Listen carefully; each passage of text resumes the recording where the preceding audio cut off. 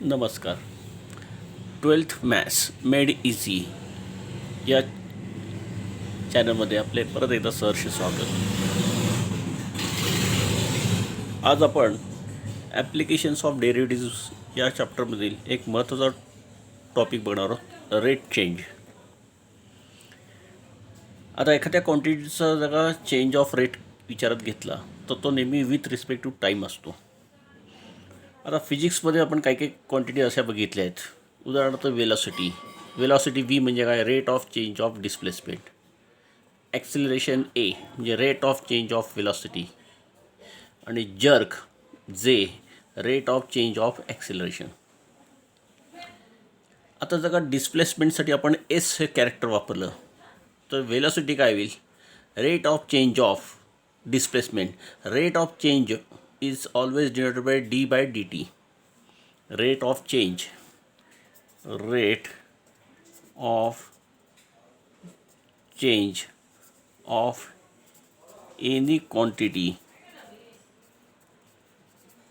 is denoted by d by dt quantity. Okay, त्यामुळे rate of change हा शब्द दिसला की तुमच्या डोळ्यासमोर यायला पाहिजे derivative with respect to time. आता आपल्याला या संदर्भातल्या वेगवेगळ्या गोष्टी विचारात घ्यायच्या आहेत. आता काय काय आपण ह्याच्यामध्ये कवर करू शकतो ते बघू. आता काही एक्झाम्पल्स बघू. Exercise 2.1 question number 7. A particle moves along curve 6y is equal to x square plus 2. Find the points on the curve at which y coordinate is changing 8 times as fast as x coordinate. आता याचं solution कसं, let x comma y be the point.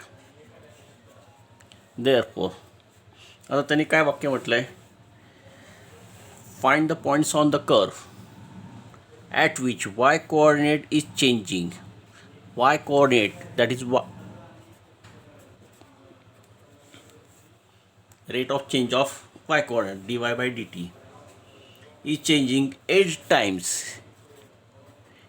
times the x coordinate changing, that is dx by dt. Okay, therefore dy by dt into dt by dx is equal to 8. This is a simple equation. हा dx by dt कडे आणला आहे. y कोऑर्डिनेटचा rate change होण्याचा जो rate आहे तो x कोऑर्डिनेटच्या change होण्याच्या रेटपेक्षा 8 times आहे, म्हणजे मल्टिप्लाय बाय 8. देअरफॉर कर्वचं इक्वेशन काय दिलं आहे, 6y is equal to x square plus 2.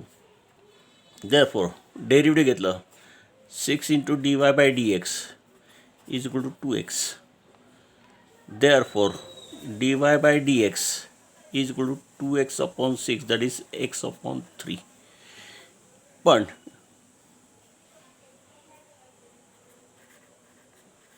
dy bye dxची किंमत किती आली आहे, 8, कारण इथला dt कॅन्सल होणार आहे. Therefore 8 is equal to x upon 3. Therefore x is equal to 24. म्हणजे त्या पॉईंटचा एक्स कोऑर्डिनेट काय झाला, 24. Therefore when x is equal to 24, 6y is equal to 24 square plus 2. Therefore 6y is equal to 2496, 9, 24 जुने 48 आणि 9, 48 आणि 9 प्लस 2, म्हणजे 6y is equal to 578. y is equal to sin 9 54 9 3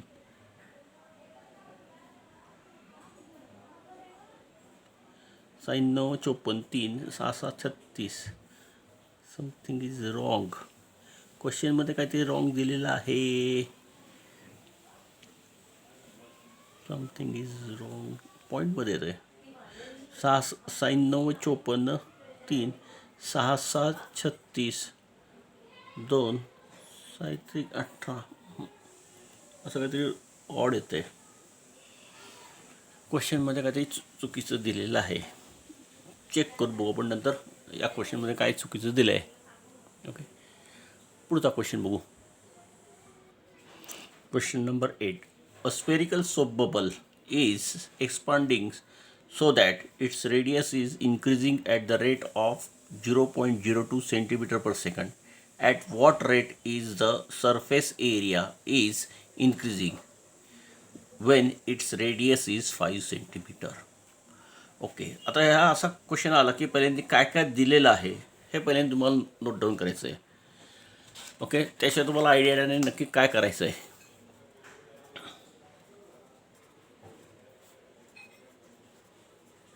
object काय, स्पेरिकल बलून, म्हणजे त्याचा shape आहे sphere.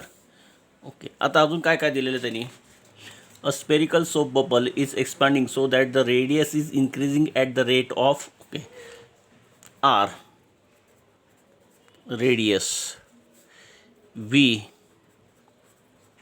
Volume, a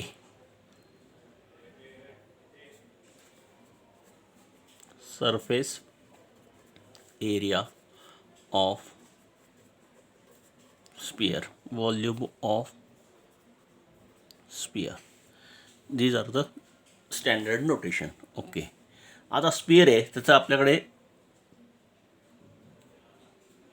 surface area okay A is equal to 4πr². Okay, हा formula आहे. आता काय म्हटलं त्यांनी, a spherical soap bubble is expanding so that its radius is increasing at the rate of 0.02 centimetre per second. Rate of change of is equal to 0.02 centimetre per second. Rate of change of रेडियससाठी R वापर आहे. dr/dt is equal to 0.02. Okay, काय विचारलं, at what rate the surface area is in, विचारले काय, dA/dt is equal to what, rate of change of area. Rate of change is always related to time. Okay, आपल्याकडे एरियाचा formula आहे ए is equal to 4πr², म्हणजे आरशी related आहे. आणि आपल्याला काढायची quantity dA/dt. dA/dt is equal to dA/dr into dr/dt. Chain rule. dA/डेरिव्हेटिव्ह of area with respect to R, 4πr²चं derivative 4 into 2 into pi into R into dr/dt rate of change of radius 0.02. ते 4 दुणे 8,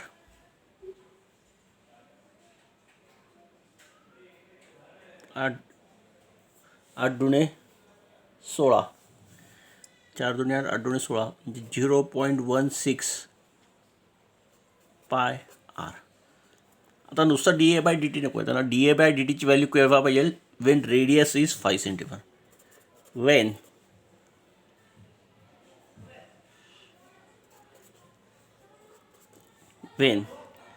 r is equal to 5 centimeter, dA/dt is equal to 0.16 pi into 5, 1685 म्हणजे 0.8 पाय unit. This is rate of area. Okay, म्हणजे इथं काय होईल, radius कशात आहे, सेंटीमीटरमध्ये, बरं, centimetre square per second. This is the answer. Physical quantity, त्यामुळे युनिट लिहायला विसरायचं नाही. फिजिकल क्वांटिटीला युनिटशिवाय काहीही मिनिंग राहत नाही, मार्क्स कट होतात. ओके, अजून एखादं सम बघू आपण. पुढचं सम बघा. The volume of sphere increasing at the rate of 20 centimetre cube per second. Find the rate of change of its surface area when its radius is 5 centimetre. Okay, आता मागाच्याच प्रॉब्लेमसारखं पहिल्यांदा काय काय आहे दिलेलं.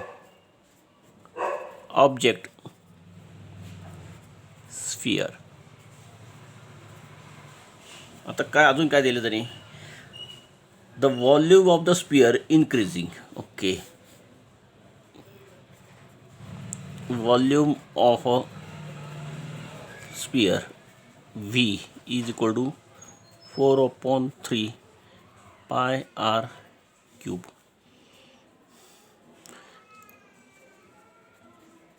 Surface area of sphere 4 pi r square, where r is radius. Okay, आता पहिल्यांदा काय म्हटलं, the volume of sphere increasing at the rate of 20 centimetre cube plus second. जे D V by D T is 20 cm cube per second. Find the rate of change of surface area. D A by D T is equal to what. त्यावेळेस radius किती घ्यायला सांगितली, 5 centimetre. Okay, आधी पहिल्यांदा volume आहे आरच्या भाषेत, derivative दिलं आहे टीच्या भाषेत, म्हणून D V by D T is equal to D V by D R into D R by D T. Chain rule. D V by D टीची व्हॅल्यू किती दिली आहे, 20 is equal to D V by D R 4/3 pi R क्यूबचं derivative 4/3 into pi into 3r square. Okay, म्हणजे इथे 3ला हा 3 cancel होईल, हा 4 इकडे डिवाईडला येईल, पाय डिवाईडला येईल. Therefore r square into D R by D t. Therefore d R by D T is equal to, या 3ला हा 3 कट झालेला आहे, हा 4 पाय आर स्क्वेअर इकडे येईल, म्हणजे 20/4 पाय आर स्क्वेअर, म्हणजे 5 pi R square. This is D R by D T. आपल्याला विचारला D A by D T. D A by D T rate of change of area is D A by D R, कारण एरियासुद्धा आरच्या भाषेत आहे, into D R by D T. एरियाचा derivative with respect to R घेतलं तर काय होईल, इथे 4 इंटू पाय इंटू 2r, आणि d R by D T, d R by D टीची व्हॅल्यू आत्ताच आपण काढली आहे 5 पाय r². पाय बरोबर पाय कॅन्सल होईल, या एका r बरोबर हा एक r कॅन्सल होईल, म्हणजे 4 इंटू 2 इंटू 5/r.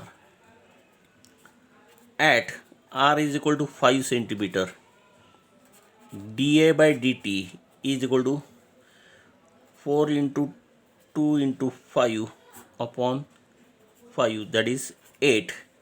आता हा सरफेस एरियाचा चेंज आहे, आणि रेडियस कशात दिली आहे, सेंटीमीटरमध्ये दिली आहे, जे सेंटीमीटर स्क्वेअर पर सेकंड, कारण एरिया स्क्वेअरमध्ये असतो. लेंथ रेडियस दिली आहे सेंटीमीटरमध्ये, म्हणून centimetre square D T upon D T. D T म्हणजे टाईमचं रिलेशन आलं आहे, time is always in seconds. Okay, इथे तुम्हाला खूप वेळा चेन रूल वापरायला लागणार आहे. म्हणजे या सगळ्या संपूर्ण तुमच्या लक्षात आलं असेल की applications of derivatives in rate change, ह्याच्यामध्ये तुम्हाला क्वांटिटीचं derivative with respect to time घ्यायचं आहे, पण प्रत्येक वेळेस क्वांटिटी ही जी टाईमशी रिलेटेड असेल असं नाही. तर तुम्हाला त्या क्वांटिटीशी रिलेटेड डेरिव्हेटिव्ह घ्यायचं, आणि त्याच्यानंतर त्याचं दुसऱ्या क्वांटिटीचं विथ रिलेटेड टी घ्यायचं आहे, जसं आपण चेन रूलमध्ये मागाशी केलं. D Y by D T इथे आपण केलं मागाशी, D A by D T is equal to D A by D R into D R by D T, because area is related to R. तर आपण आरशी related derivative घेऊ शकतो, पण आपल्याला पाहिजे विथ रिस्पेक्ट टू टी पाहिजे, म्हणून त्याला ॲडजस्टमेंटला लगेच d R by D t करून घेतलं. अशा प्रकारची ॲडजस्टमेंट केली तर ह्याच्यातली सगळी सम्स व्यवस्थित सुटू शकतात. तर आजच्या लेक्चरमध्ये आपण एवढंच बघूया. पुढच्या लेक्चरमध्ये आपण ह्याच्या पुढचा टॉपिक जो आहे तो विचार घेऊ. Okay, thank you.